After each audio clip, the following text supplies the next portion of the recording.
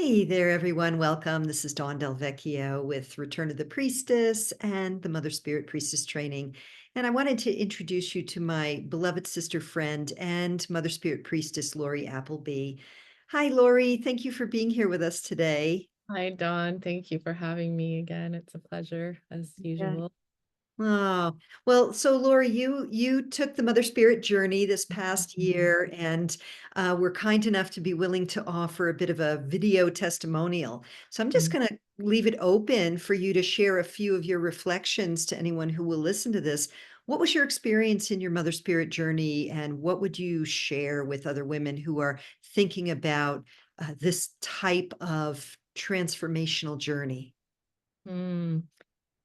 Yeah, I've been reflecting on this, and it's really been such an amazing journey in the fact that we went deep into each archetype. And for myself, like I've done a lot of inner work, I've been on my journey for a while, but doing the Mother Spirit training was really next level for me because I revisited everything and really got to see what was still hiding under the surface, the things that I was ready to really bring up to the light, look at and go deep into, and to be able to do that each moon and to be able to share it with other sisters who are doing the same was a very vulnerable thing for me. I was I know there were several different times where I was really allowed myself to be vulnerable and go deep, and that's what I needed. I needed to be witnessed. I needed to be able to express myself where I was at, and then to be able to let it go and to step into the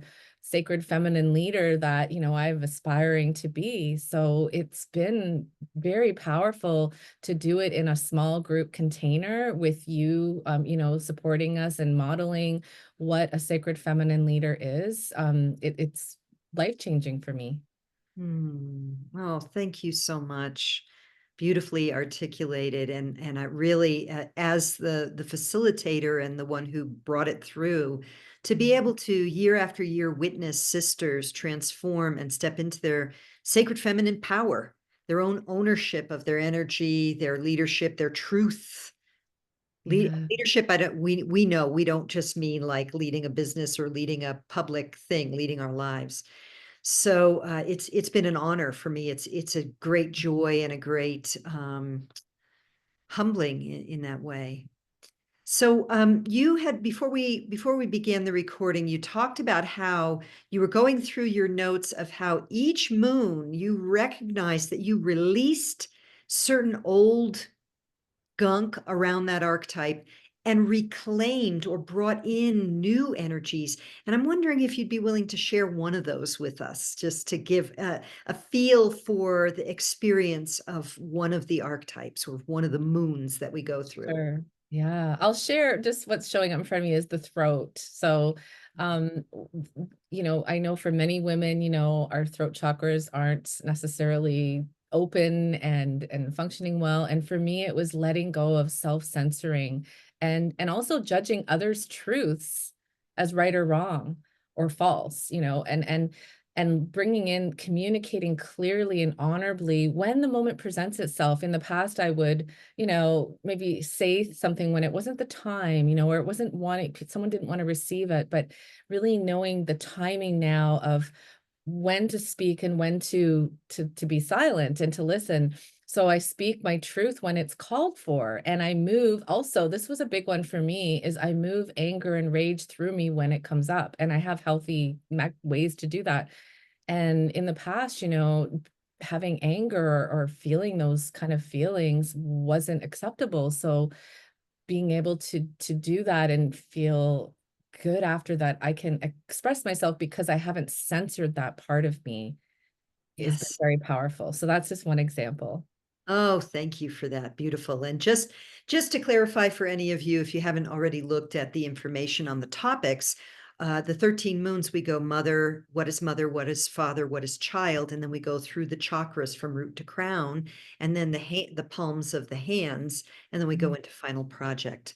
So, any final thoughts? What would you, or maybe I could ask you if a sister was asking or thinking about it right now, maybe I should do this. Should I do this? What would you share with her?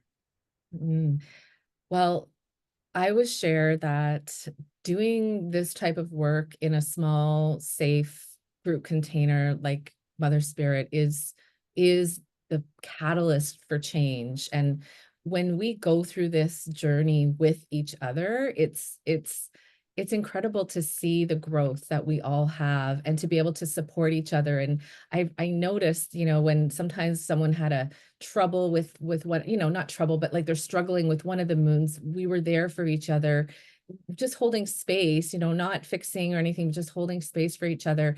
And so doing this with a group is very powerful. And it's like you say, lifting as we rise. It's truly the epitome of that you're not doing this alone. You're doing this with a very curated group, because I know you vet people, and it's a safe container, and we are all encouraged to really step into our power and our sacred feminine leadership, whatever that is for us. So if someone's looking to become, more leading for themselves and more strong in who they feel and who they are, and they really want to step into that, what they came here for, then I highly recommend this training. It's going to change your life, and you will have sisterhood for life.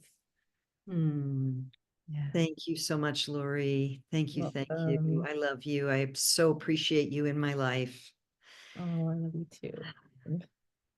Thank you. Thank you, those of you who are here listening in another now moment from when we're recording this. Much love to each of you. If you are interested in joining me for the next Mother Spirit, please have a look somewhere on this page, or if it's YouTube, look at the thread below. You'll find somewhere to gain more information. Much love to all of you. Mwah. Bye for now.